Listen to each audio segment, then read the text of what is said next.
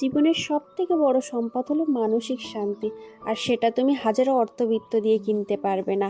তাই মানুষ যেখানেই মানসিক শান্তি পায় সেখানেই কিন্তু সে চিরজীবনের মতো আটকে যায়। তেমনি আমারও মানসিক শান্তির জায়গা আমার এই এক টুকরো স্বর্গ, আমার এই ঠাকুরের সিংহাসনটা, যেখানে আমি দিনে দুটো টাইম এখানে আসি, দুপুরে এবং সন্ধ্যায়। সন্ধেবেলা আমি এখানে সন্ধে দিতে চলে এসেছি। আর আমি কিন্তু খুব বেশি সময় ধরে ঠাকুর ঘরে যে থাকি তাও নয়, কিন্তু যতটুকু টাইম থাকি আমি শুধু তারই আরাধনায় মেতে থাকি। তো এখানে আমি সন্ধেবেলা ঠাকুরের সেবা দিয়ে নিয়েছি আর সন্ধ্যা আরতিও করে নিয়েছি। আর ঠাকুরের কাছে প্রার্থনা করি সবাই যেন ভালো থাকে, সুস্থ থাকে। তো রোজ দিনের মতো আমি এখানে জব করে নিয়েছি, আর আমি সকাল সন্ধ্যায় জব করি। আর কাল যেহেতু একাদশী আছে, সারাদিন আমি নিরামিষ খেয়েছি। আর রাত্রেবেলা দুধ রুটি করে নিয়েছি, এটাই রাত্রে খাবো।